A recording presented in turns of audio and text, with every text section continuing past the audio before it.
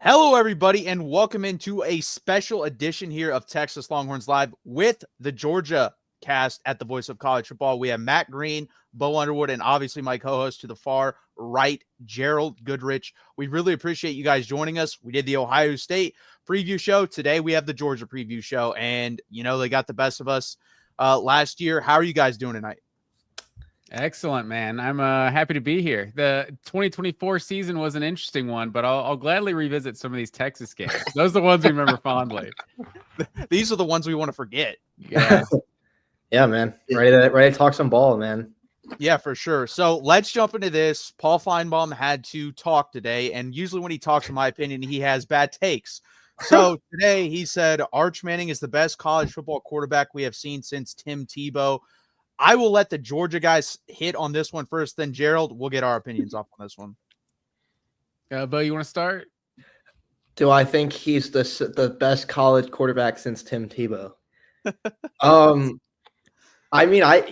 a crazy thing to say about a kid who hasn't, started a full season yet. So I don't know if I would agree with Paul there, but I do agree with Paul that Arch Manning is immensely talented. I look forward to watching him really take the reins of this offense. I don't know if I'm ready to literally say he's Tim Tebow yet, but I'm pretty pumped to watch Arch Manning this year. It's been a long time coming. I feel like we've been waiting for this moment since he was in high school, and it's here now. So it'll be a fun thing to keep an eye on for sure from an outsider's perspective. Not a diehard Longhorn like yourselves, but yeah. I'm pro Arch Manning, I would say. I don't know if Matt agrees there, but yeah, first of all, like going all the way back to Tebow, maybe in terms of like a media circus iconic guy, maybe he becomes that. But like, did Paul not see Cam Newton play or Joe Burrow? Like those guys, Lamar Jackson even? Yeah. Like, I don't know. I did see someone retort to Feinbaum. They're like, Tim Tebow wasn't even the best quarterback in his own quarterback room. Yeah, that's fair. I mean, that's a whole other debate, but yeah.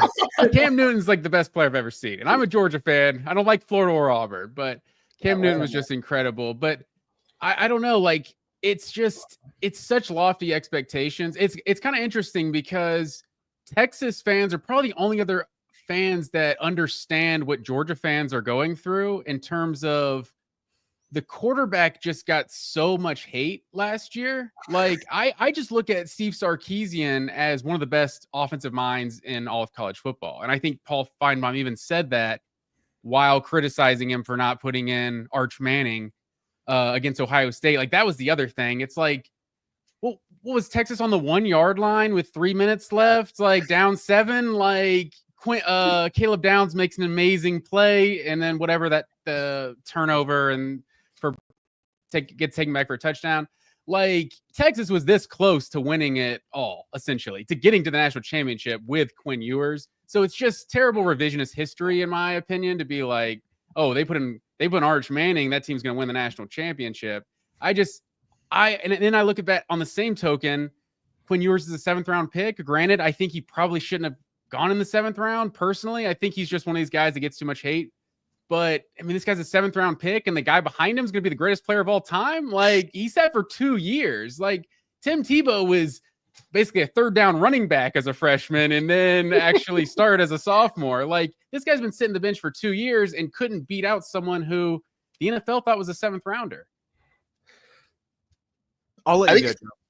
I mean, I think that's always the argument that comes up commonly. I think there's like one. I appreciate you like having a rational take about that national championship game, right? Texas was on the one, by the way, because there was a touchdown ball thrown into the end zone that was interfered with. So we'll just put that off to the side, right? There's a lot of revisionist history about that. But no, like Quinn, I'll leave the national championship game aside. I'm still hurt by it, but no, there's like, if Arch Manning lives up to the billing, right, then yes, he might be one of the best that we've ever seen because perfect grade recruit coming out of high school, right? All of those things. And a lot of what we've seen on tape and what he's done in camps and what we're seeing and hearing out of the program itself indicate that, we may be getting close to what we think he is, right? But ultimately the kids started 2 games. So like how it's very cart before the horse.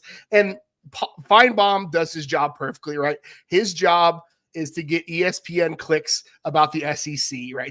It is a clickbait. Yeah. He is the clickbait master, right? And he does his job well. Like he is good at it. That's why they pay him so handsomely to do it. It's absolutely just like a clickbait thing. Again, I'm pretty high on Arch Manning. I think also we need to like pump the brakes because he's going to have a pretty sketchy offensive line. I struggle with the Quinn Ewers of it all because I think there's one. I think his medical evals were probably pretty nasty. I think nastier than we probably even have any indication for. So I think that might have something to do with why he fell so far. But ultimately, like if Arch was so good, why didn't he start over Quinn Ewers? Because no matter how good you are, you still have to learn the system. And him, regardless of how talented he is, was coming out of private school New Orleans football, right? So like having to adjust to the speed of the game and learn the process and system. Sark puts a lot on his quarterbacks to manage in the game, making calls at the line and making adjustments. A lot of Texas's big plays last year were actually because Quinn Ewers audibled into them. And so some of that I think is why Arch wasn't like the physical tools are probably ready, but did he have it? Did he have the knowledge of the offense and reading defenses at that level? That's probably the question that I think is still out there. But ultimately, back to the point, like I think Feinbaum is just generating clicks for ESPN because that's his job, and more power to him. I mean, he did it so well. This is our first topic tonight, so congratulations. Right? But yeah, that's the thing. I think it's generating clicks, and it sucks because you combine the Manning name with the 5-star prospect, and you get this behind a guy that really doesn't want the attention. Like in the interview with Marty, I forget his last name, Smith, I think it might be, from ESPN. He sits down. He's like, I want to earn the stuff I'm getting. I have yet to do that. I'm hoping one day I get there. Like he knows he's getting all this pub because of his last name, and he doesn't really want it. I mean, the kid at one point, last time I checked, had 4 tweets on Twitter. And one of them was, I'm committed to the University of Texas in a Texas shirt. And that was it. That's how he committed. This guy doesn't want all this attention. He's never been like that. So I feel bad for him. 1. Yeah. 2, he didn't start last year for this one play. Watch 4th and 13 versus Arizona State and the audible to get to that play and to check the protection. Arch Manning's not doing that. Quinn Ewers is. That's why Quinn Ewers was starting last year over Arch Manning. Talent-wise, Arch Manning is much more talented than Quinn Ewers. He just is. And then I agree. Quinn was not a 7th-round pick. Like, if his medical history aside, we're talking, I think, 3rd to 5th round, somewhere in between. That was my opinion of him. Like, let's be honest here. No one thought going into that draft, Dylan Gabriel was going to be drafted above Quinn Ewers. Like, it doesn't make any sense. That's fair. And I don't think I'm not one of these that thinks just because he didn't beat out Ewers, that means he can't be good. Yeah. I just think most people, don't you think it kind of felt like the more popular opinion was that Ewers wasn't that good? Like I felt like I was telling people like, dude, Ewers is actually good. But most people, for whatever reason, didn't kind of thought he sucked. And maybe it's because they just love the backup quarterback. And so, yeah, there you go. Both thought Quinn Ewers wasn't any good. Yeah. So I don't, you can go. All right. You go ahead, Matthew. No, you're good. I don't think Quinn Ewers was a bad player. And I always not to make it about Georgia, but I do go back to the Jake Fromm, Justin Fields situation where it's like, yes, you have one player who is clearly just way more physically talented than the other guy, but it's like Quinn Ewers was what? That was last year was his 5th year of college football. I mean, he's been around, and I really think the experience is really invaluable for a team like Texas who had championship aspirations. For me, it never really seemed like a possibility that Arch Manning was going to start that early. I always thought that Sarkisian always had this plan in place. Is he's going to come here, he's going to sit behind Ewers, and then when Ewers graduates, he's going to take the reins. So I don't know. I think that was 95% just media drumming up that there was ever a quarterback competition ever. I think the plan was pretty simple. So I'm with y'all there. People forget Arch Manning was the 3rd-string quarterback his freshman year. Malik Murphy was the backup quarterback. And I said that going into the season that Malik Murphy was going to be the backup quarterback. And everyone was like, no, Arch has a chance to start. And you saw after the spring game, Steve Sarkisian squashed that. He's like, Quinn's our starter, and Arch may not even be the backup. And people are like, wait, what? What's going on here? It's like, dude, the guy is a freshman. Not many freshmen start right away, especially at the quarterback position. If people don't forget, Trevor Lawrence didn't even start right away at the quarterback position. Kelly Bryant did for, I believe, half that year before they actually brought in Trevor Lawrence. I think they gave him the 4 games so that he could still transfer because he had that year. Right. Yeah, that's what it was. And one thing, it's a total side topic, but everyone forgets how good Jake Fromm was. The 1 year Justin Fields was there. That's all I'm saying. That's all I'm saying. 2018. We don't have to talk about it, but Still salty Bo, about that one.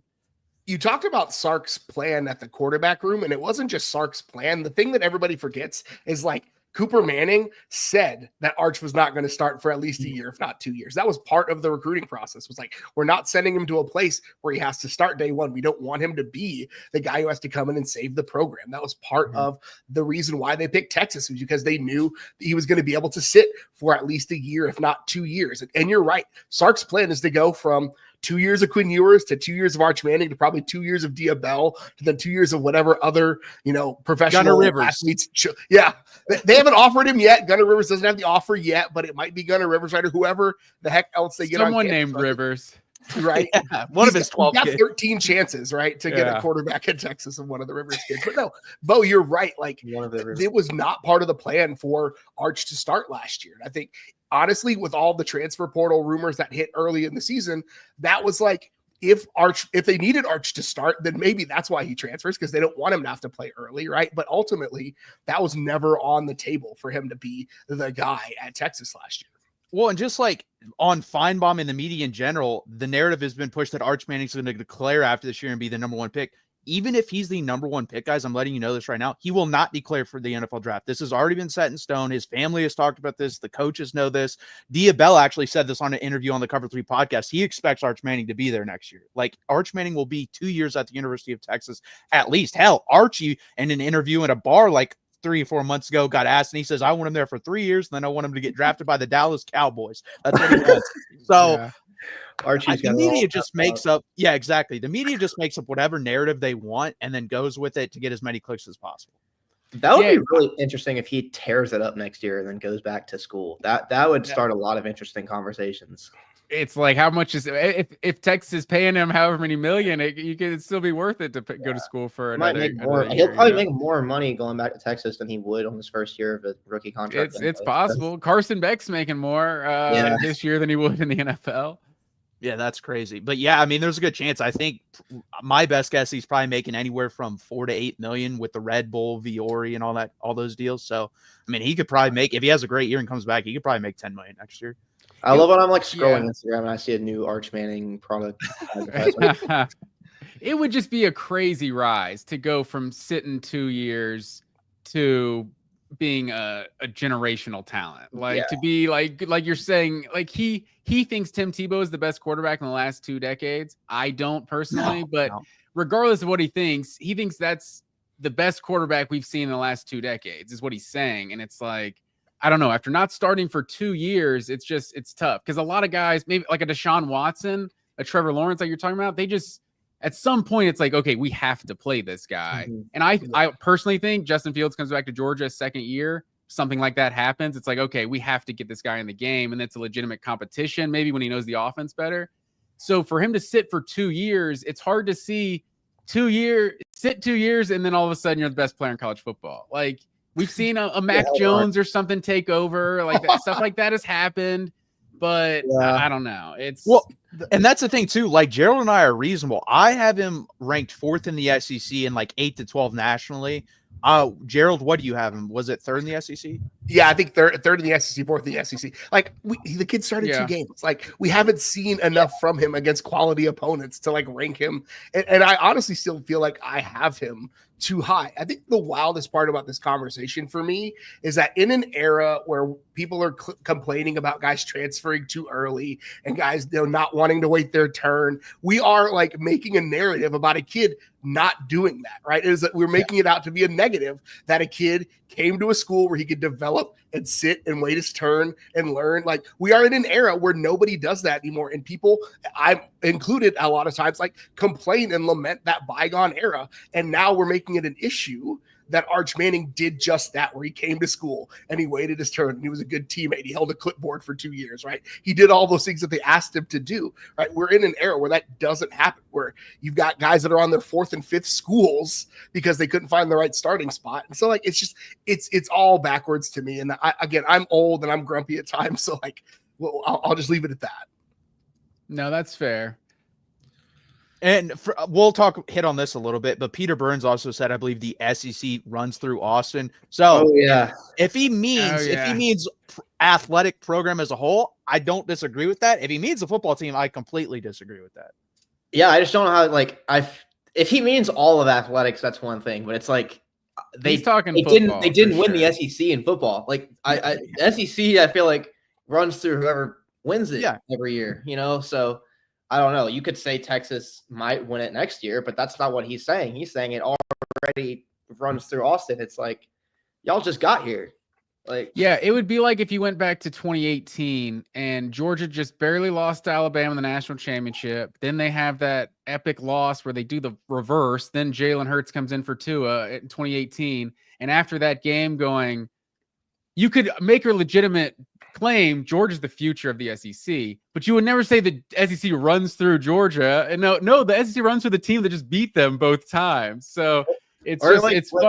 I feel like when Missouri joined the SEC and then went to the title game, they're like second year. And then they're like, the road to the SEC runs through Columbia. Like it doesn't.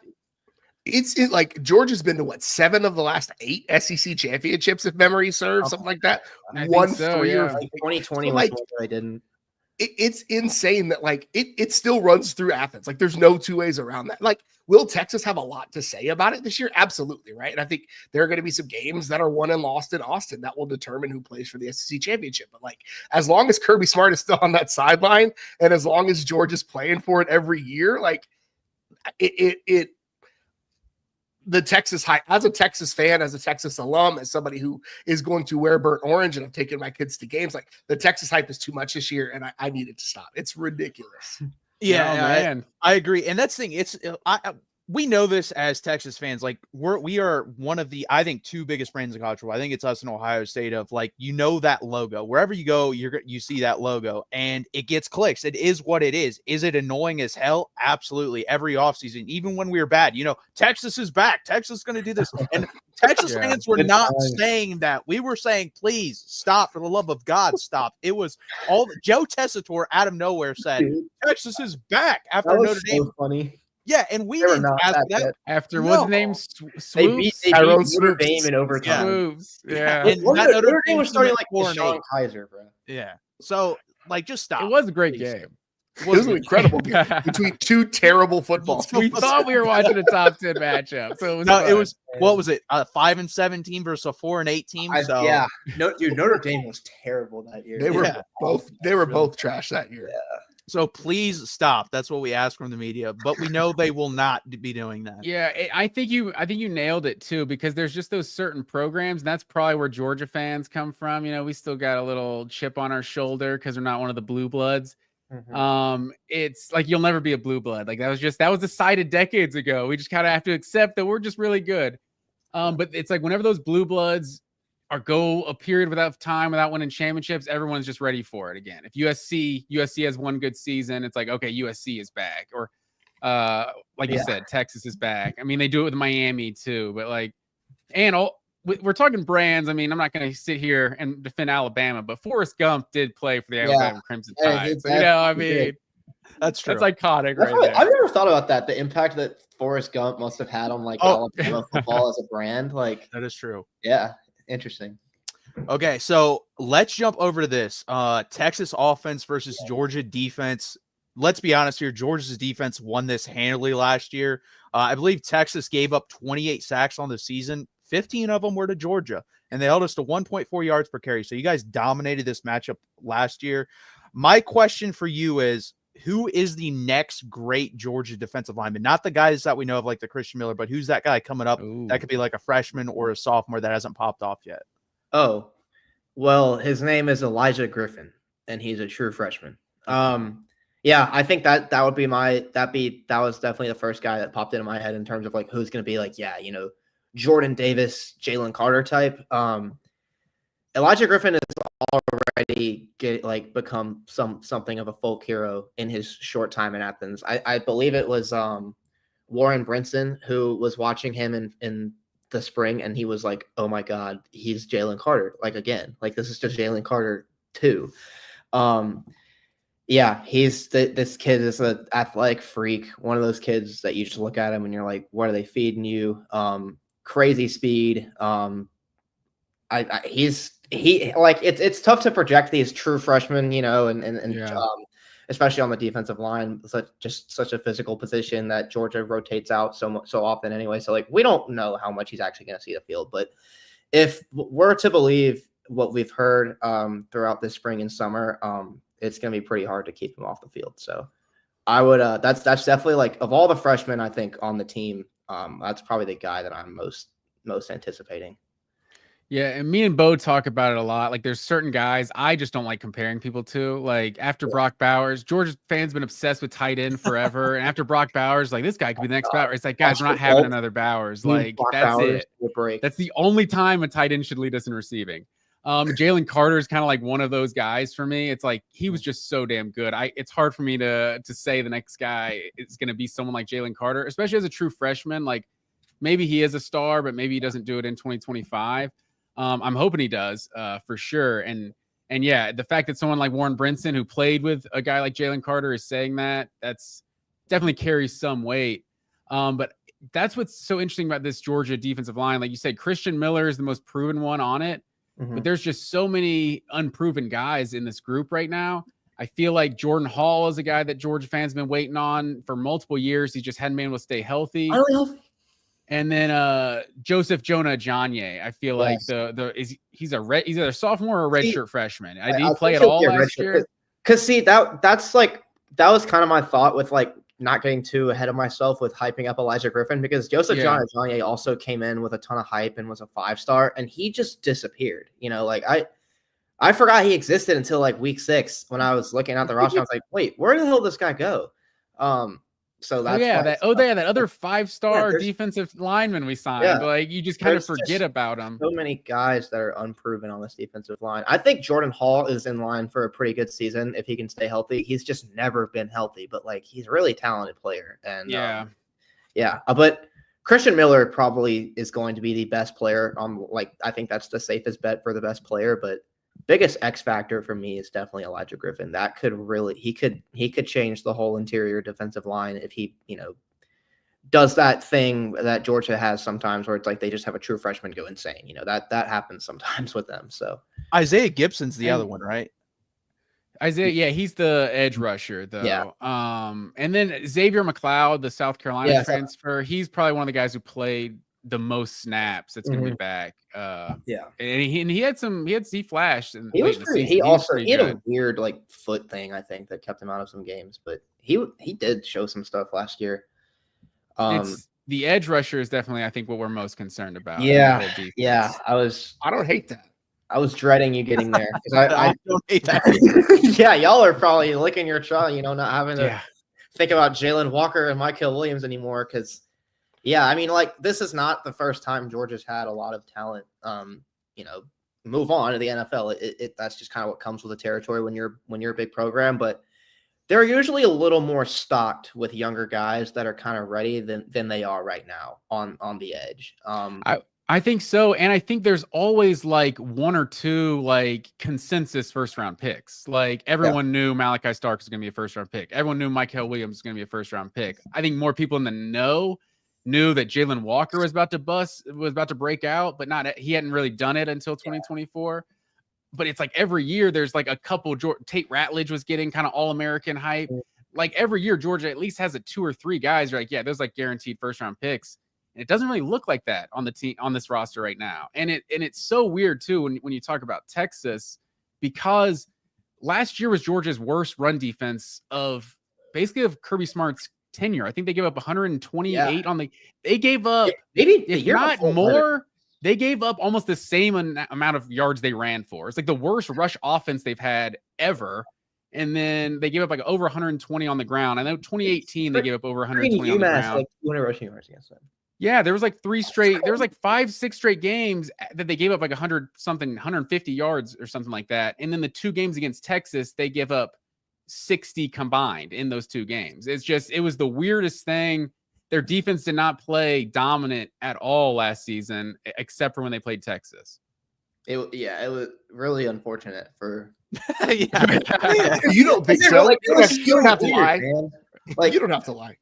Like that whole the whole Georgia, we really did feel. I mean, obviously, Georgia ended up winning the SEC, but the whole year it kind of felt like Georgia was terrible. And then they played Texas, and it was like, oh wait, this is the team with 5 first-rounders on its defense.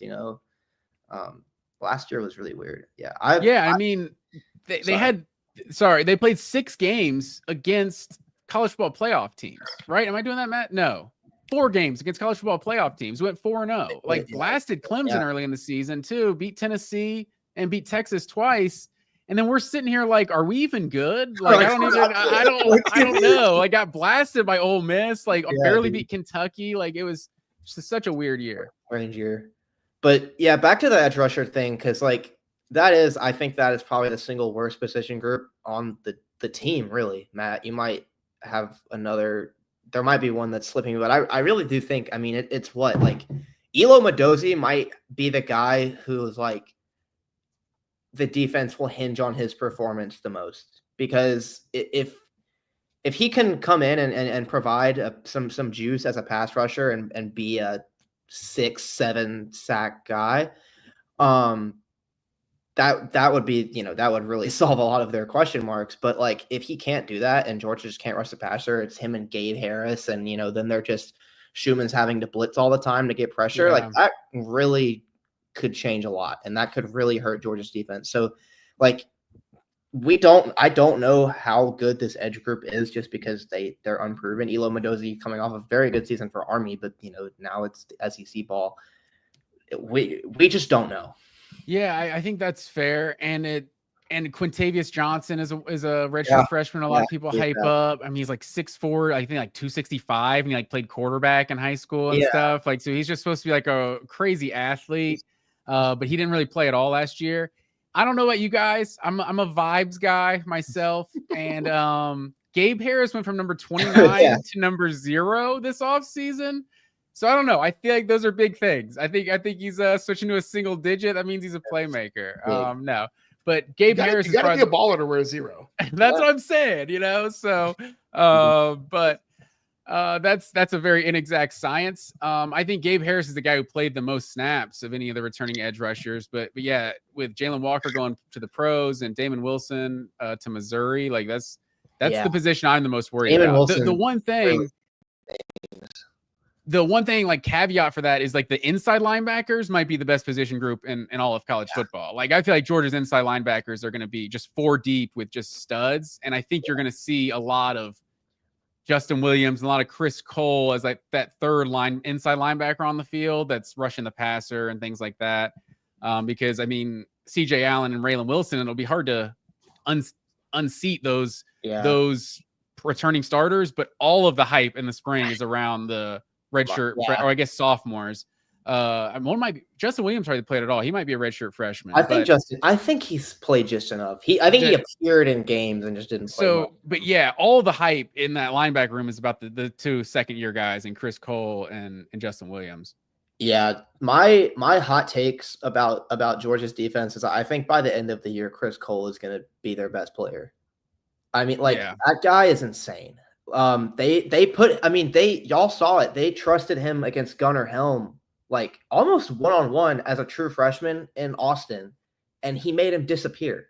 Like, Chris Cole is an unbelievable player. I mean, he's, a converted safety. So and you can kind of see that in his coverage instincts, but he's also like really quick and, has good size and is like kind of shown some growth as a pass rusher in the last year or so. So it's like, if he keeps developing the way that he's been developing, I think he's going to be the best player in Georgia's defense by the time he's a sophomore, by the time he's finished his sophomore year. Do you guys remember Alec Ogletree? Yeah. Played for the Rams. Yeah, I was a huge Alec Ogletree fan. I feel like I just get Alec Ogletree vibes. Like, he was like a safety linebacker, just crazy athlete, long. Like, I feel like Chris Cole kind of reminds me of him. There's been a couple of those. Thomas Davis too, although I guess he didn't move to linebacker till the NFL. But yeah, would have loved to see Alec Ogletree in a Kirby defense. That would be sick, dude. But yeah, and then I guess we can talk about the DBs a little bit too. I'll start with Dalen Everett, who played very well against Texas last year in both games. I think he had 4 total takeaways. He's probably like, I'd say Matt. I think he's probably the best returning DB that they have. Malachi Starks and Dan Jackson are going to be two pretty big losses in the safety room. They have KJ Bolden stepping in, who is a baller and he's going to be a star, but also, that on-field leadership that Malachi Starks provided, I used to always see him getting guys lined up and barking out stuff. They're gonna really miss that. But yeah, and then next to Dalen Everett at corner, I guess it's going to be a battle between Ellis Robinson and Daniel Harris. Matt, Yeah, who do you think is the better player there? He's a redshirt. Ellis Robinson's like the 5-star guy. He was it was number one player in the country corner by some. And I think it just disappoints fans when the number one player in the country doesn't get on the field right away. It pisses me and my brother off all the time. I'm like, whenever we don't get one of these guys that's from Georgia, Caleb Downs, whoever, they're superstars from day one. And it really pisses me off. But obviously Georgia's gotten their fair share. So no one's crying. No one's crying for us. But Georgia never gets good players. No, yeah, Georgia can't get 5 stars. Daniel Harris is the one I feel like everyone is ready to lose the job because of Ellis Robinson being that highly ranked player. But according and Dalen Everett was out for the spring with an injury. So, but according to everybody, Daniel Harris was clearly the best corner on Georgia's team over the spring. So this dude's 6'3", 6'4", just like an insane athlete at corner. And he got that targeting, that huge hit against Florida, and they called targeting, but they picked it up. Right. Yeah, that was him. But yeah, I mean, he can hit too. I feel like Daniel Harris is kind of taking his game to the next level. So as much as I want to see Ellis Robinson, and granted, maybe if we see Jeremiah Smith, we'll throw it to Ellis Robinson, because I know in those camps he was supposedly one of the only guys that could guard him. I don't know. That was a long time ago. That was high school. But that's a long way away. We don't even play Ohio State, but. I don't know. Just looking at Georgia's DBs, I think KJ Bolden, like you said, I think that's probably, if I'm picking a guy on Georgia's defense, it's the best candidate to break through and be an All-American, because we're kind of talking there's a lot of unproven guys. KJ Bolden kind of feels like that guy that could take the next step. And once again, another 5-star safety that's in his second year. So, and then at the star position, that nickel corner Georgia plays, Jonel Aguero, I feel like he kind of locked that spot down last year. He's had his problems staying healthy. But outside of Jonel Aguero, I mean, who's the next guy at star? Honestly, man, I was just kind of thinking this just now, and I haven't really thought this out that well. But I wonder what the chances are if towards the end of the season, if they just decide they just want to have their 5 best DBs on the field, if they just put Robinson at outside corner and then kick Daniel Harris to star. Because I feel like I know he's never played there, but I really feel like he could. Because he's built for it. Star does feel more like that safety kind of hybrid. Yeah. So it does have to be a guy that's a good tackler. I don't know if Daniel Harris is that. I feel like Jonel Aguero seems like the perfect, Javon Bullard. Oh man, I don't know about you guys, but I have dreams at night about Javon Bullard. I just miss him in Georgia's star position so much. Just making DBs just getting in the backfield, making plays in the run game. It excites me. It was dope. That's how we're gonna feel about Jahdae Barron. Texas fans are gonna feel about Jahdae Barron. Jahdae Barron went crazy against us, man. Marvin Harrison Jr. is good now, so we're not celebrating an injury or anything. But I mean, Javon Bullard doesn't make that hit on Marvin Harrison Jr., then Georgia doesn't win that Peach Bowl against Ohio State. But got off topic there, but Jonel Aguero feels like that perfect kind of physical slot corner that they want. And I think he got ejected for targeting against Texas, right? In the first game. But I think you're going to have a transfer starting in the secondary opposite KJ Bolden, whether it's Zion Branch, Zachariah Branch's brother from USC.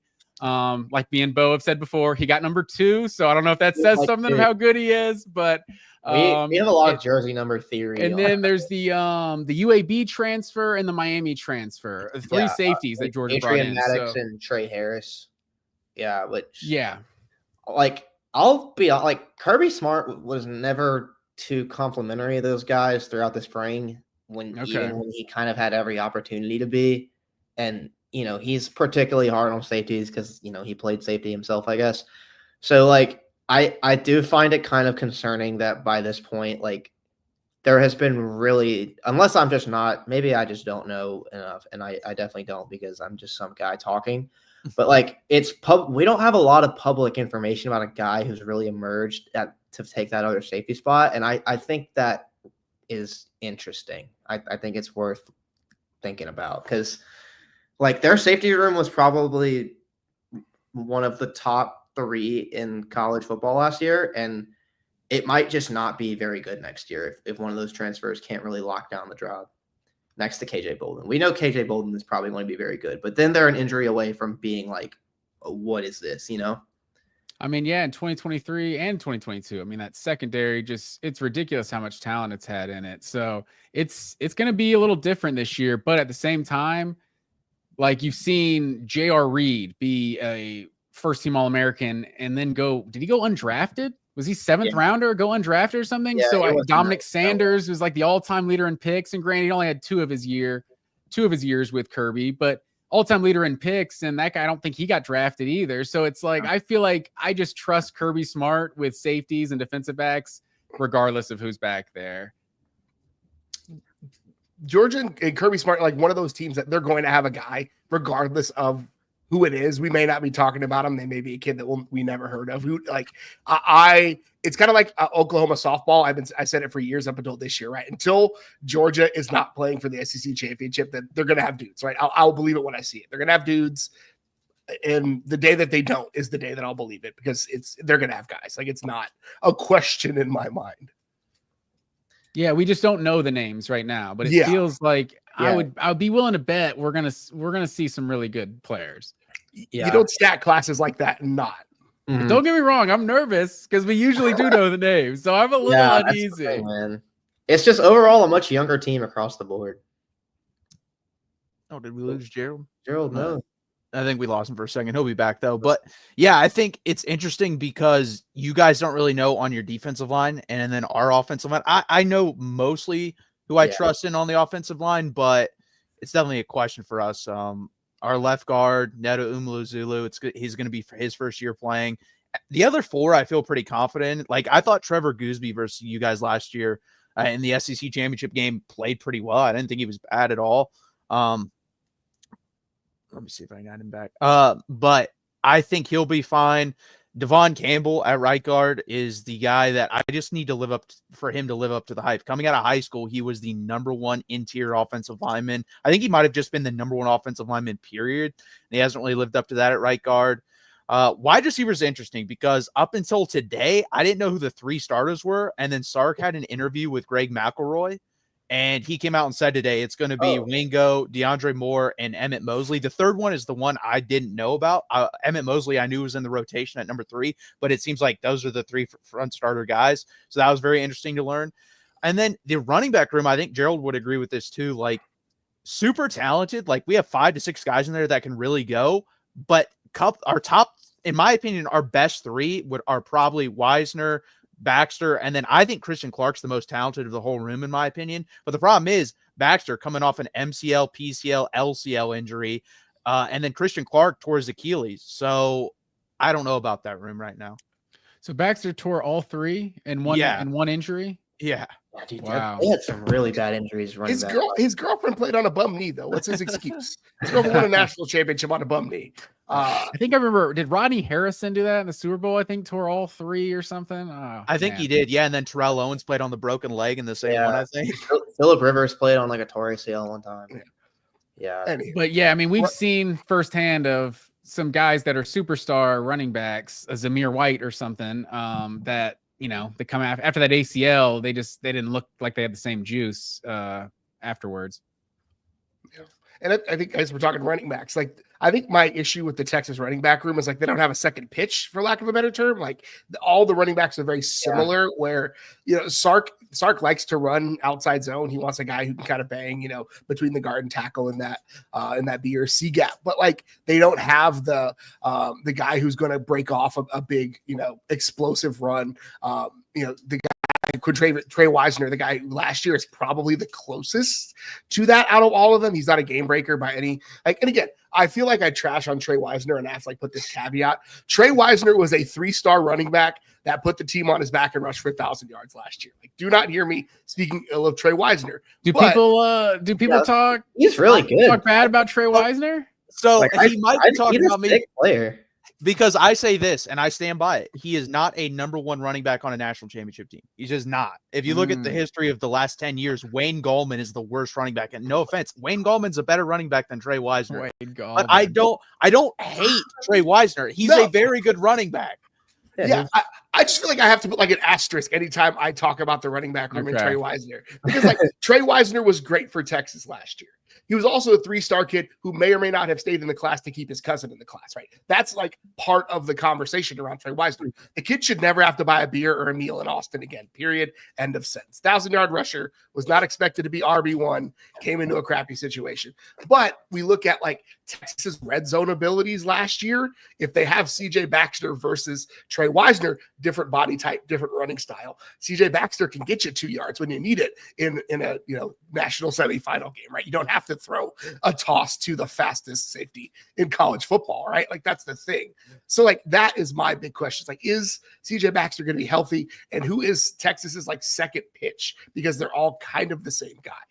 Well, and then if you say Jarrett Gibson, like I said, Christian Clark is our third best. If you say Jarrett Gibson is our third best, that dude fumbled every time, every 10 carries. In the Georgia or Florida game, I think he fumbled 3 times. So unless that gets solved, and I'm not big on that either, because if you look at the history of running backs that have fumbling issues, they usually don't get much better. I know Adrian Peterson had that issue, and he still kind of had it his whole career. And guess what? Over that. Yeah, guess what? You put up with it because he's one of the 7 best running backs of all time. Jaden Blue had that issue, and he's not one of the 7 best running backs of all time. So guess what we did with him? He sat on the bench, and then when we needed someone to catch a pass, that's when we used him. And guess what? He was phenomenal versus Ohio State, because guess what Ohio State's weakness was? Running backs out of the backfield, and he was great in that game. But that's not every team's weakness. It wouldn't be your guys' weakness this year because your inside linebackers are freak shows. So, we need to find out a running back that can hold on to the ball, break a couple tackles, and then also be explosive. I think that's the thing of Trey Wisner. He's not very explosive. CJ Baxter can be explosive and it can run over guys, but is he going to be healthy? He just got cleared 2 weeks ago. So maybe by the time the Georgia game comes around, he'll be ready to go full force. But by the time Ohio State, I don't think he's going to be full force. Well, that's what's so interesting about talking about how they match up with Georgia, because I would have said last year they matched up well with Georgia because Georgia wasn't good against the run, and then Georgia somehow stopped the run better against Texas than anyone else. But I don't want to just derail the whole show, but I feel like you seemed very specific. Top 7 running backs. I want to know who your top 7 are now. Okay, so this is going to be out of order, but Barry Sanders, Walter Payton, LaDainian Tomlinson, Adrian Peterson, Emmitt Smith. All right, so those are my 5. Maybe he's top 5. Maybe I'll have him as 5. I'm missing. Are you missing anybody egregious? I don't know. That's what I'm trying to think. Edgerrin James from a torn ACL, one MVP. Yeah, I don't know. Maybe an old school guy, Jim Brown or something. So Kane the Diesel Freak, I know we have beef, but thank you for the $5. Defense wins titles, and Ohio State and Georgia do it damn good, and they know how to handle business. I mean, I don't disagree with that. So. I mean, that's Ohio State's defense and Georgia's defense are the reason why Texas didn't win either of the trophies they played for last year, right? Georgia absolutely embarrassed Texas's offensive line and quarterbacks and all of that. And I mean, I've said it before and I'll say it again. It's kind of my phrase that pays. Caleb Downs is what I call a blue shell kind of player, right? Mario Kart reference. He's a guy who can change the complexity of a game with one freaking play. And he did that, right? Texas threw a toss at him. He blew it up in the backfield. Next play, scoop and score touchdown and the game's over, right? So you are absolutely right. That's my big concern, continues to be that's why I don't feel super comfortable about Ohio State, because they have a blue shell guy on either side of the ball, right? Caleb Downs. And then they've got one of the best wide receivers, if not the best wide receiver in the country, on the other side, right? There are people in the SEC that may have things to say about that, but when push comes to shove, right, they've got one of those guys on either side of the ball. But this isn't an Ohio State preview, Georgia. Yeah, and I think he's a top 6 freshman wide receiver of all time. Hey, I got specific because I don't want to mess it up. I like to be specific. Yeah, you gotta be precise. Yeah, exactly. So that's the thing too. Like I always point out the stat because I think it's not funny to us Texas fans, but it is funny. So 2 years ago, Iowa was 89th in red zone scoring. Texas was 90th 2 years ago. And I said, we can't be worse than Iowa again. Oh no, now last year we were 113th. So we were terrible. Wow. And that's the thing, unless that gets solved, and I said this halfway through last year, if the running game, red zone, which are one and the same, don't get solved, this team's not winning a national championship. And that goes for this year as well. And are those the only two teams that held Texas below 20 points all season? A&M did 17-7. Oh, okay. Let's be honest here, though. We that was us. That had nothing to do with A&M. We got down there multiple times and could not do anything. A&M had a good weird defense. one.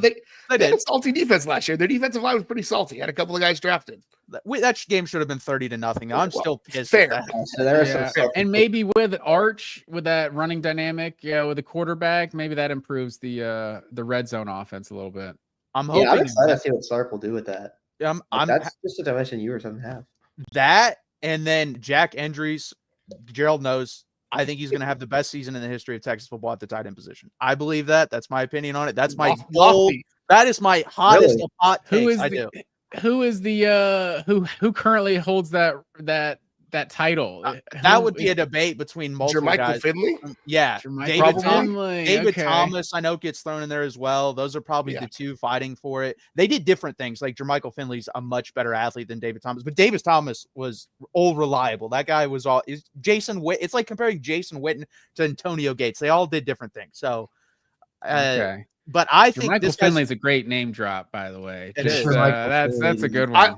I'm the resident old. I was on campus with Jermichael Finley. It's fine. It's all there good. you go. Dude, he was a good player. He played in the league a long time. Yeah, he was a very good player. Yeah. And unfortunately, July 4th, his son will be committing to Notre Dame, even though Jermichael Finley said over his dead body. So we'll see what happens with that. Yeah. Oh, wow. Thomas Davis's son committed to Notre Dame this class, too. I don't know. They're snatching taking on the legacies. He's doing well. So let's go on this real quick. But this is obviously really early. Who do you think holds the advantage in this matchup? I'll let you guys go first. Let me think. Go ahead. It's tough because I think the thing that gave Georgia such a huge advantage in this matchup last year was its pass rush with Jalen Walker and Michael Williams, both probably having their best performances as Georgia Bulldogs against Texas. And those guys, not only are those guys gone, Elo Mendoza will probably be a plus starter, but like aside from that, you don't really know if your pass rush is going to be very good. And I think it's safe to say it is not going to be as good as last year. I think you can just kind of come out and say that already. So I don't know, but still, I think I still have to go with Georgia having the advantage only because I think Arch Manning is going to be a good quarterback. I think he's going to be a very good quarterback, but we just haven't seen him yet. And, Georgia just has more established players, I think, in this matchup because Texas is replacing 4 starters on the line and, Matthew Golden at receiver and Isaiah Bond and everybody.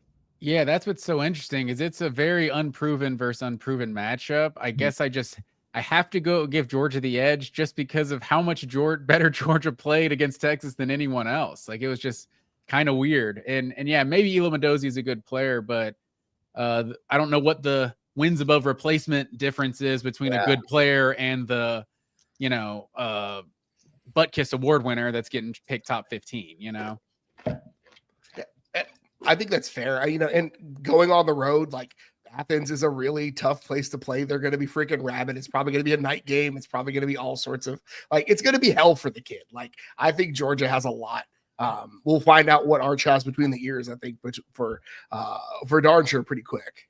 Yeah, I would give Georgia the advantage. Like they terrorized us last year. So, and that's the thing too. Your defensive line may not be as good, but I don't think our offensive line may not be as good. I will say I do like the pieces, but I would give you the advantage. You proved it twice last year. It's hard for me to say, third time's the charm. Texas is just going to be much better this year. So yeah, I'm going to give you guys the advantage there. And the fact that it's later in the season, right? It's like October, November, right? November. So you all should be those freshmen should be well established by then. We don't know who's going to be healthy. Good point. Let's flip it over to Georgia offense versus Texas defense. I think we should just hit the most obvious thing here. What is your guys' faith in Gunnar Stockton? Boy, Matt, you go first. I don't know. I've never been like super high on Gunnar Stockton. I think I mean, the way he came into the Texas game, everyone loves to talk about the intangibles. I feel like because the intangibles of Carson Beck just like pissed off people so much. Like, we had a terrible run game, terrible offensive line. Our receivers dropped 37 passes, and somehow we're blaming the quarterback for all of our losses. Like, I didn't understand it at all. Like, Carson Beck probably completes 70% of his passes if we drop like 15 balls last year. I don't know, but it's kind of crazy. So my biggest concern is that when you saw Gunnar Stockton, because the intangibles factor, you know, that is something at the quarterback position. And when he came to that Texas game, I feel like the team rallied around him. There was an energy. Maybe they knew they had to, but you also saw him making some plays with his legs. There's that one highlight, you know, he kind of lowered his shoulder and he's kind of talking trash afterwards. I'm thinking that's what Georgia's going to have to be. And maybe the running game is better because you have a quarterback is actually part of the run game. And against Notre Dame, you just didn't see that at all. And so I was so confused of like, this guy's just sitting back there throwing it 35 times. Like, this is not how we're going to succeed, in my opinion. And I'm never critical of Kirby Smart. I'm so critical of what Georgia did before the halftime of that game. Don't even get me started on it. Like, we should just knead on it. Like, just sat on it, like down. What was it? I think you were only down by 6 to 3 or something at that point. It's like, let's just knee it. Let's go to the half. Change the whole game. Obviously, they take the kickback to start the second half, but that minute of game time is where the entire game changed. But Georgia had a failed Hail Mary the game before that too, right? Like, didn't they have like a strip sack Hail Mary against like? Well, that's how Beck got hurt. Yeah, but that wasn't a Hail Mary. We were on like the 20-yard line. It was like, what are we doing? There's like 20 seconds left, but we haven't moved the ball at all. We're not going to start now. But it was just a weirdly aggressive move, I feel like, but I'm not going to get into that right now. My biggest thing is I feel like Gunnar Stockton has to be a part of the run game. And the biggest thing I'll say is, or I guess the caveat is, a lot of people like to point to what Notre Dame's defense did against Ohio State and against Penn State, that Gunnar Stockton was more productive, you know, had more yards and stuff like that. I don't know if it's just as a passer. I'm significantly less confident in Gunnar Stockton as a passer than I was Carson Beck. Yeah, I do agree with that. I definitely felt way better about Carson Beck as a passer going into last year than I do about Gunnar Stockton now. But that's also just because like we haven't seen Gunnar Stockton at all. And Carson Beck at that point was going in, you know, had a full year of starting under his belt. Yeah, those are potentially the two best secondaries in college football last year, Texas and Notre Dame, that Gunnar had to face. Mm-hmm. And there is something to be said for like how much the locker room does seem to be behind him. Like, you know, I got to like go to some media availabilities and like there was I forget which player who said it, but I can't believe I'm forgetting the guy, but I think he was like, yeah, Gunnar's one of the best people I've ever met. And I was like taken aback that like he said that about his teammate. Like, I was like, dang, like, okay, cool. If you guys aren't aware, he drives like a 1984 Ford Ranger and like doesn't lock his doors, and he has like a flip phone or something. I don't know, but just as he gets compared to Stetson Bennett a lot because of like the aw shucks quality of it all. But also, I think Gunnar Stockton has more, you know, more dog to him than that, if I can say that. But yeah, I don't know. What we did see from Gunnar Stockton last year in two very high leverage situations was just kind of mixed. But, you know, I think he's got a decent arm. He throws a pretty deep ball. Decision making needs to get better. He needs to get better just throwing the intermediate areas of the field overall. But I'd be surprised. I'll say this, like I'll be surprised if Gunnar Stockton just like sinks Georgia's offense next year. I don't think he will be bad enough to do that. And if anything, I think he'll be pretty good. Yeah, I would struggle to guarantee he's a top 10 quarterback in the SEC next year. Well, that's what I was going to say. Athlon has him ranked number 9 in the SEC. So I was wondering if that is a little bit off or no. No, I don't hate that. I might put him a little high, like a couple spots above, but not much higher than that. Yeah. Yeah, it's hard to talk about like some of those proven guys that are ahead of him, but I think the biggest difference is Georgia. Like we were talking about Georgia's defense being unproven. The offense is unproven at Georgia. The offensive playmakers are unproven at Georgia, but with Noah Thomas and Colby Young back from his suspension and Zachariah Branch at USC, like I just expect Georgia's receivers to be so much better than they were a year ago. And a couple true freshmen they brought in, like I think that should be the biggest difference because 37 drops, like that number is like tattooed in my brain. Like 37 drops, like that's an insane number of drops. That happened. I think SMU had like they dropped a pass versus Penn State, and the announcer was like, "That's their 8th drop of the season or something." We have 37 drops. How is that possible? I'm shocked Kirby Smart didn't murder somebody. Like I like straight up just lost in the woods of Georgia somewhere. It makes no sense. Like, I still don't understand how the receiving core was like at a program like that. Like, how does the receiving core get that bad?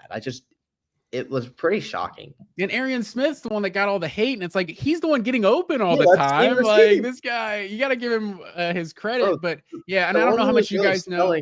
Every game was Dominic Lovett, and by the end of the season, they just given up, and they were just throwing him bubble screens every time because that was the only thing he could do. And he dropped some of those too, honestly. But I don't know how much you guys know, but like Mike Bobo in Georgia circles is like the most polarizing guy ever. And I just don't understand it, especially when you think about like the situations of some of those drops last year. Like first play of the game, Alabama had the ball first, right? Scored on Georgia. First play of the game would have potentially been like a 70-yard bomb to Arian Smith, and you drop it. It's like one of the first plays of the Tennessee game was like a 50-yard bomb. You drop it. Georgia scores like 7 points in the first half of that game. Like it just killed the start of like every game. It would be like, yep, early drop for I think the Texas game. I think Dylan Bell, had 2 different drops in like the first series. Like it was so frustrating. It just how it would just kill the momentum of any drive. And it's like, who knows how much like Carson Beck threw so many picks, but it's like, who knows how the drive is different, how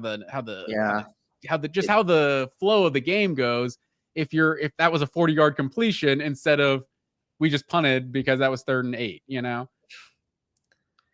Yeah, a lot of stuff would have been different. It was pretty bizarre how bad the drops got last year. And I'd be Noah Thomas, Zachariah Branch, Colby Young coming back.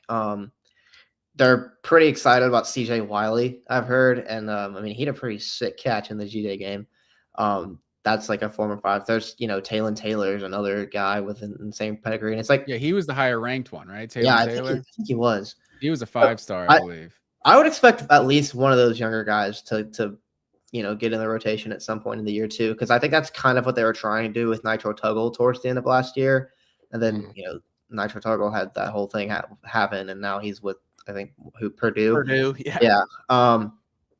Common place for our guys to go. I think there's at least 2 or 3 guys that transfer. Yeah, there's a couple of guys that are there. I think like CJ Madden or something is there. Like, but yeah, no, I think the playmaker should be much better. I also kind of like Lawson Lucky at tight end. Like, I think he's a solid player. Definitely not gonna lead the team in receiving or anything or be anything close to like what Brock Bowers was. But I think he's a better receiving option than Oscar Delp is. So and the offensive line is also like that's probably the group that has the most questions because you're losing a 3-year starter, team captain in Tate Rowledge, along with Dylan Fairchild, who was one of the better guards in the SEC, and then Jared Wilson, only started 1 year, but like he was really good for that 1 year. So now you have Drew Bobo, and then I think it's going to be Michael Morris and Daniel Calhoun, who has like never played at all. At guard. Oh yeah, that's the other thing. Now, if a snap goes wrong, we can blame Bobo too. Yeah, so that's fantastic. His son can't snap the ball. Yeah, come on, Bobo. How are you trusting to call plays? Yeah, and that's my biggest thing. That's not happening because I know he's gonna mess up a snap. He's human. Like it's gonna happen at some point. But Georgia, you guys know, like Georgia's RBU historically, like Georgia's built on a run game. Even when they're more dynamic, passing the ball last few years, you still had Zamir White and James Cook, or you had Kenny McIntosh and Kendall Milton and Dejon Edwards in the backfield. Like you had a very productive running game. Even I would say 2022 and 2023, it wasn't great. And it was like top 25, top 30 nationally. And it's like, it didn't even really seem like it was that good. And last year they were, I think, 102nd or something in run game. And you lose Trevor Etienne, who I think was Georgia's best offensive weapon last year when he was healthy. And Nate Frazier had his fumble issues, but he looked like a really dynamic potential star as a true freshman. But it's a very uncertain group. I mean, it's a guy, your leading rusher, and they brought in the transfer from Illinois, right? That Brett Bielema got pissed off about it the other day. Josh McCray. Yeah, Josh McCray. He's like, and so he could be that bruiser that Georgia didn't have, because Frazier and Etienne are both kind of that smaller, kind of quick back, and you didn't have the Kendall Milton, the big guy to go up the middle. And I think McCray's listed at like 6 feet 240 or something. So that could be a game changer in the backfield. But yeah, when you talk about the uncertainty on the offensive line and kind of how unproven, I mean, McCray was good, but he had like 700-800 yards last year, not like a superstar or anything. So if the running game isn't, I don't know. I feel like, just being a Georgia fan, I know it has to be better, but there's not many tangible reasons to say like this is why it's going to be better, other than just being Georgia. I mean, like, we can't have the 100th ranked running game. Like, what is this? Yeah, it should be at worst like the 5th or 6th in the SEC.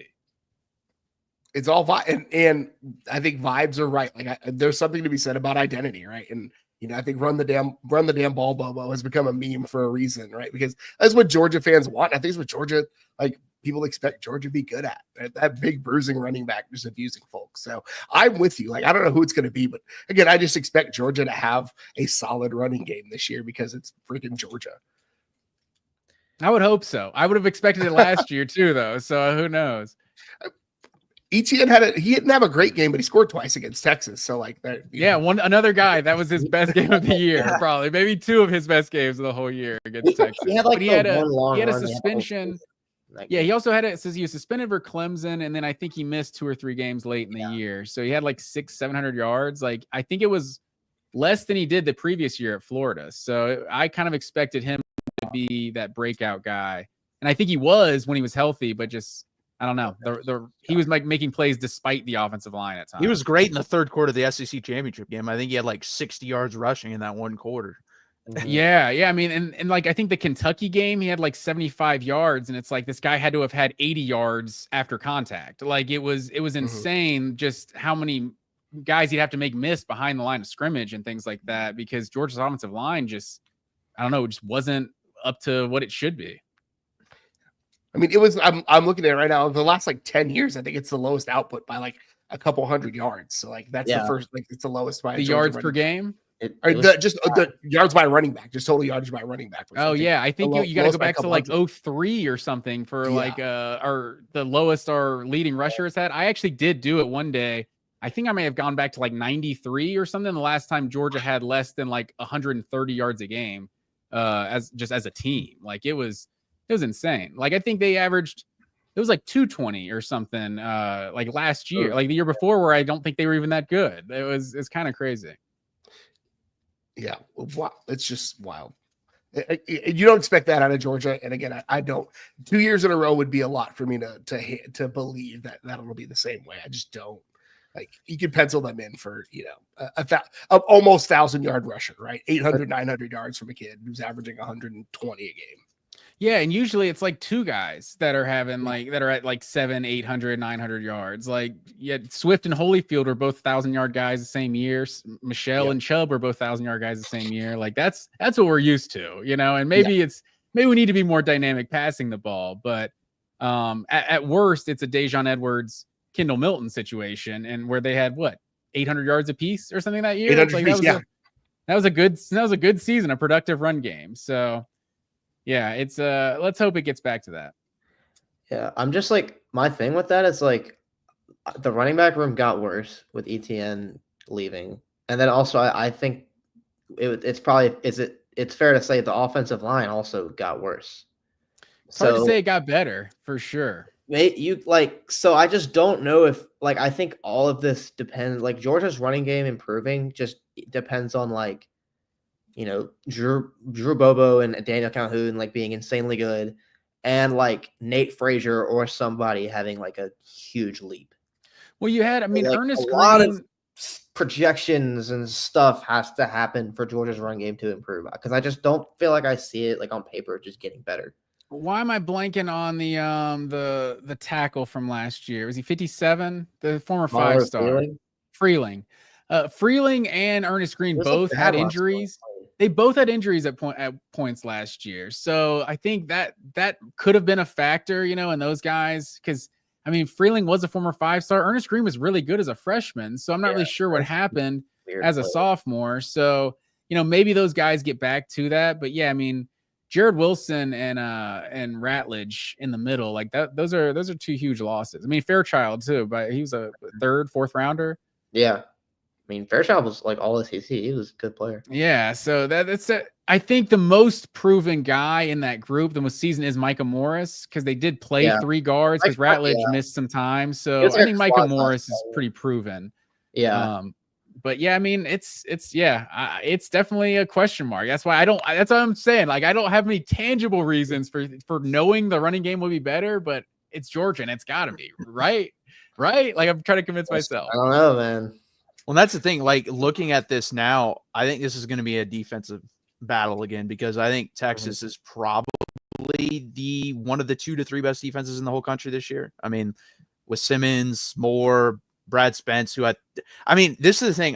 What I liked what you said, Brad, too, is like, you can't, like, in an hour press conference with your coach, they're going to give you 99% BS, but every once in a while they're going to let something slip. And Sark just mentioning Brad Spence out of nowhere without being prompted tells me a lot. Like, Brad Spence is going to be a really good player for Texas this year, the guy that transferred in from Arkansas. And then you combine that with Colin Simmons, Trey Moore, Ethan Burke, if he can jump up and take that next level. And if he's not, then fine. He's still a really good football player. It's going to be really, really exciting, especially off the edge. Before we jump in, Matt, Bo, I have to dip. I've got family stuff, but thank y'all so much for being here. Matthew, you're in great hands with Matthew. Thank y'all so much for joining us, and we'll do this again soon. Yes, sir. Yes, sir. It was a pleasure. Yeah, good name, man. Have a good night. Y'all too. To your point, Matthew, I think that's what Georgia fans kind of did a couple years ago when we had Eric Gilbert coming in. And I think Todd Monken was asked about Eric Gilbert. He was like, yeah, he's kind of like a Brock Bowers type. And that's before Brock Bowers had ever played. And we're all like, wait, what does that mean? A Brock Bowers type? Do you already know how good this guy is? Like, these guys know something we don't know. You got to take those nuggets where you can.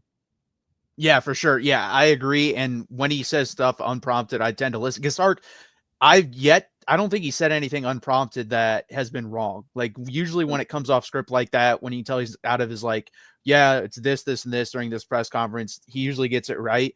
And I think just this defense in general, it's one of the most talented that we've had here probably since like the Sergio Kindle, Brian Arakpo days off the edge. Like, those guys were insane coming off the edge. Sergio Kindle would have been a hell of an NFL player. Kindle. That's a great name drop. Yeah. And Anthony Hill, I think, is going to show people, you know, he should have been invited for the Butkus last year. I don't know why he wasn't. This year, he definitely will be. I think he ends up winning it. Like, that guy's a freak. He's going to play most likely off the edge in the NFL. I mean, the guy has, I believe, 15 or 16 sacks in 2 years. Just, you know, hey, go get the quarterback. We're not going to really let you have a position. You're just kind of going to go find the ball, find the quarterback. I think he's an elite guy as well. And then Michael Taft coming back doesn't really get talked about enough. Like, that guy's a really good football player. He's kind of like your guys' Dan Jackson last year. I think he's even a little bit more talented. My question mark would be cornerback number 2. I don't know who that's going to be. Obviously, Jahdae Barron leaves, and then Malik Muhammad on the other side. I think he'll be fine. But then is it going to be Kobe Black, the 5-star freshman last year? Is it going to be Jalen Gilbo sliding out from the nickel spot to the cornerback spot? I don't know who that's going to be. So that's going to be my question on the Texas defense. Yeah, and they're replacing the Thorpe Award winner, right, in the secondary. Like, that's not going to be easy. Are they expecting some impact transfers starting next year? Yeah, so not in the defensive backfield, but our interior of the defense is going to be basically all transfer portals. Yeah, it's going to be Murad Watson from Syracuse, Travis Shaw from North Carolina, Cole Brevard from Purdue, Hero Canoe from Ohio State, and then Levon Johnson. If he plays, we're in trouble because he wasn't that good at Maryland. He's kind of just a big guy that we brought in. But the guy that is like homegrown here is Alex January. And he was talked about last year as a freshman. He was only a 3-star. But everyone that came into practice said, who's that other guy? And he's like, oh, it's the other guy we got from Duncanville other than Colin Simmons. So he was talked about, and he played the Ohio State game, and I thought he played pretty well. I think he's going to be really good here at Texas. I don't know how much he plays this year, but he will play a decent amount. So how do they stack up against the Dogs? That's the question. Yeah, so that's the thing. Your offensive line, it's weird because I agree. Like college football and football in general is really weird because especially offensive line, you guys may have had more talent last year, but they may gel better this year and they may just be better as a unit. So if your offensive line is the same as last year, I think we probably hold the edge because I think Colin Simmons, I really think he's going to be the best pass rusher in college football. I think he actually might be the best player. I'm insanely high on that guy. What he did the last 5-6 games of the year, he was a freak off the edge, like really, really elite first step quickness. So I think we would hold the edge. Now, if you guys get better there, you guys could hold the edge there. But for now, I think Texas holds the edge in this matchup. Yeah, and I would say it's tough for Texas to be as good defensively as they were last year, and I guess Georgia should be better offensively, but I don't know. I'm still nervous of the Carson to Gunner transition, so I don't know that Georgia's offense will be better than it was, and so I think in both of these matchups last year, I think the Texas defense was better than the Georgia offense. So I'd probably give Texas the edge against Georgia's offense right now. Yeah, I think I probably would too. I mean, even when you're losing a guy like Johnny Barron, like they still just have dudes. Like Anthony Hill is just such a good player. Colin Simmons is a monster. And Georgia, I really just like, I think the passing game is going to be pretty good. I think it's going to be better than it was last season. Like the floor is just way higher, assuming they don't drop 37 passes and lead the FBS again. But like, I really just don't know how to feel about the run game. I guess you can kind of bank on it improving just because it's like it can't be worse than it was last year, but like I just don't know how I feel about the players there and with the results last year. Like I don't know. So I think I would definitely give Texas the advantage in this matchup. Like this game is going to be, I feel like it's going to be kind of a rock fight. Yeah, similar to what you said, Matthew, earlier. Like when a running back just has fumble issues, I don't know. Do they ever fix it completely? Like Nate Frazier, he looked like a potential future star, but if you're fumbling the ball, like that's the best way to lose playing time. Mm-hmm. No, I will 100%. Say one thing. I hope both of these teams go into this matchup with at least one loss, if not like 2 losses, because I really don't want to see Georgia Texas like the second week of November and then Georgia Texas the SEC championship. You know, I want this game to be like to get to the SEC championship or something like that. I could see that. I mean, I'm not writing this in stone yet because I did really well with my predictions last year as a whole for Texas as a team. I have us with 1 loss going in this game. I have us losing to Florida for right now. That is my 1 loss. Florida, that's the one, huh? Yeah. Going into the swamp this year, right? Yeah. Yeah. In the swamp. That's the reason. It's early in the season. I think they're going to be, I don't think Florida's going to be that great. I think they're being a little bit overhyped. I think they're like an 8-4 football team, but I just think we destroyed them last year. Like we embarrassed them. We ran them off the field. I think they're going to remember that. And they kind of held DJ Lagway out of that game. I think they're going to go full force with them in this game when they play. That was the weirdest thing ever. He like got taken off in a stretcher. And then it was like, wait, is he going to play the next week? Like, I don't know. It was very odd. And then, then he didn't play against Texas, then just played the rest of the season. I feel like Florida always gets one, like when they're good, at least they're going to get somebody at home that they shouldn't beat. And maybe it is Texas. Yeah. What about Zachariah Branch? That's what I was going to say to you guys. Like it's hard for me to say, like, I think he's going to be pretty good, but he wasn't ever even great at USC under a Lincoln Riley offense. So how do you think you guys are going to use him in the Georgia offense? I think he's going to be probably like the most explosive player. I would hope Mike Bobo gets more creative than like bubble screens and stuff with him, because that's kind of all he did last year, like to try to drum up some, manufactured production to one guy in the passing game. But hopefully he gets used as a returner, which I know it's just special teams doesn't really have an impact on what we're talking about. But I think he's probably like Noah Thomas is going to be probably that, big body outside X guy. And I would expect Zachariah Branch to spend some time in the slot and outside. Just kind of depending on the down and the distance and the situation and everything. But I don't know. You like, that's a good point. Like my expectations are not for him to like change the offense or anything, or just completely make this passing offense like a top 5 unit, like off of him just being insane or anything. But like I do think he's going to be one of the probably top 2 players in this receiving core. Yeah, and I could see that. I'm honestly like, from a fan perspective, I'm just like, I almost don't want to think about him. I want to think about everything but him, because it's like, I think he truly does have that ability to be like just the number 1 X factor in Georgia's offense. That like Georgia without Zachariah Branch could have a really solid, 5th, 6th best offense in the SEC or something. But I think if he is like what he's supposed to be, like, I think Georgia could have the best offense in the entire conference. Like, I think he's that big of a potential game changer. But like you're saying, I saw the flashes as a true freshman, and I'm not going to pretend I watched all the USC games last year, but you didn't really see any of what he did as a true freshman. So I don't want to put too much, like I was watching that Andy and Ari, that the On 3 guys talking, and I think that Ari dude, I forget what his last name is, said once a 5-star, was it? Yeah, Wasserman. Yeah. He said once a 5-star, always a 5-star in his book. And I just like, no, dude. Some dudes are just terribly evaluated coming out of high school. Like, It's not, that guy didn't tell everyone he was a 5-star. Some recruiting site said he was a 5-star. Like, sometimes you guys are wrong. And so maybe he's not a 5-star receiver.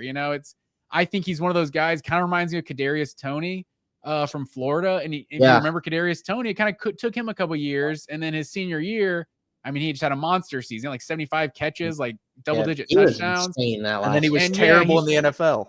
Yeah, and he was that return he also weapon. has one of the craziest plays in Super Bowl history, and he's a champion. Very strange career. Yeah, very strange career. But his senior year at Florida, he was good. And so I think he's the kind of that weapon. Zachariah Branch just moved different. When you saw him as a freshman, you're like, this dude looks different. And then so you're just kind of surprised to see his production. A guy averaged like 10 yards a catch or something last year. So I think he could be that ultimate X factor, but I don't necessarily feel like Georgia should have like all their eggs in his basket, because I'm more confident about Noah Thomas. Like, I think Noah Thomas, you're going to plug in and know you're getting like a 45, 50 catch guy, 8 touchdowns. He's just that big body receiver out wide. Like, I think Colby Young and Noah Thomas totally changed Georgia's offense, because now Dylan Bell is kind of a kind of X factor, he doesn't have to be that big body making catches against the best corner one-on-one. He gets matched up with the third corner or something like that. So I think Dylan Bell could be much more dangerous, like he was in 2023. And then obviously we're talking about Zachariah Branch. I think those guys could just kind of be those yards after catch type of guys. Okay, so let's jump into this. It's early, really early. Predictions for this game. Do you think Georgia wins for the 3rd straight time in a row? What do you guys think? Early predictions. What are we? July 1st. This is like 4 months out. July 1st. We're gonna hold you to this. I mean, games in November. We have no idea who's gonna be healthy, or if either team's quarterbacks are any good. Really. Hey, that's why this is early. But like, I think the unit of the 4 units that we've discussed, I think the unit I feel the best about entering this game is Georgia's defense. In Athens at a night game in Sanford. Now, if it was in Austin, I might lean the other way, but I think that environment, coupled with what I expect, like how good I expect Georgia's defense to be, and the offense could just kind of be anything. I think this is going to be kind of a slugfest, and I expect I think Georgia can pull it out on July 1st. Yeah, and I will say, maybe you might call me a naysayer. I think if you're not picking Arch Manning to be the greatest player of all time, it feels like a naysayer. Yeah. But I think because I'm just not sold that Arch Manning is clearly better than Quinn Ewers right now, maybe that's a hot take. But going into Athens, like we said, like we haven't seen him play at all. Going into Athens, Georgia's won, what is it, 32 straight in a row at home now? Yeah, something like that. It's Georgia's home atmosphere. I feel like pre-Kirby Smart left something to be desired, but not just since we started winning. I will say that. It was year one before Georgia started winning. It was just a different energy. It's like we're all rowing in the same direction now. We all don't want to fire the coach every time we don't get a first down. But so with Kirby, I feel like with Sanford Stadium is just different now. I think the only one he's lost since 2017, that South Carolina game. Yeah, it's only been that South Carolina game. So yeah, one loss at home since 2017. I just think going into Athens, hopefully that winning streak is still on the line by the time we get to November, because Georgia's got a really tough home slate this year. I think Texas is barely going to win this game. I think it's going to be 17-14, but I agree. I think it's a rock fight defensive battle, just like both times last year, basically. Like the only reason Georgia scored in the first game is because Texas was so incompetent and gave the ball on their side of the field inside their own red zone that they scored. Otherwise, that game's probably like the SEC championship game too. So I think Texas barely wins this game. Again, this is super early predictions. We'll see what I think in a month, let alone 4 to 5 months. So it's going to be a really good game. Like I think these are two of the 4 best teams in the SEC. Alabama, LSU, Georgia, and Texas, in my opinion, are the 4 best teams in the SEC. Throw them in a hat. I don't know who's going to win it this year. I think it's pretty wide open. But that's my prediction super early for this game, 17-14. Yeah, to your point, I think it was like, I don't know, halfway through the second quarter, they had like the same amount of offense, both teams, but Georgia's average starting point was like the Texas 30-yard line or something like that, and they were up 23-0. And even though they hadn't really done anything offensively. Yeah, it was. That's the thing too. When going to the SEC championship game, I predicted you guys to win, but I said it was going to be much closer because that game was an anomaly. Like that game was so weird with how everything was. So we'll see, but that's my prediction. Again, guys, please hit that like button. Please subscribe. Also, you guys can follow them on their Twitters right there. That is Bo's Twitter. And also join them for the Georgia live show every Tuesday at 7 or 8 Eastern time, correct? Yes, sir. Okay. And then that is Matt's Twitter right there as well. So please check that out. And here is my Twitter as well as Gerald's Twitter. And you can also check out his Longhorn Pod, which is on Spotify, Apple, Amazon, wherever you want to find it. I had a good time with you guys. I really appreciate you guys joining us. We'll do this again the week of the game. We'll get together, discuss it, preview it, actually predict it for real. You know, this is fun to do 4 months in advance, but like you said, Bo, there could be injuries. We don't know what's going to happen. The teams could look completely different by then, but we really appreciate you guys joining us. Please hit that like button. Please subscribe. And as always, hook 'em, guys. Yes, sir. Go Dogs. Go Dogs.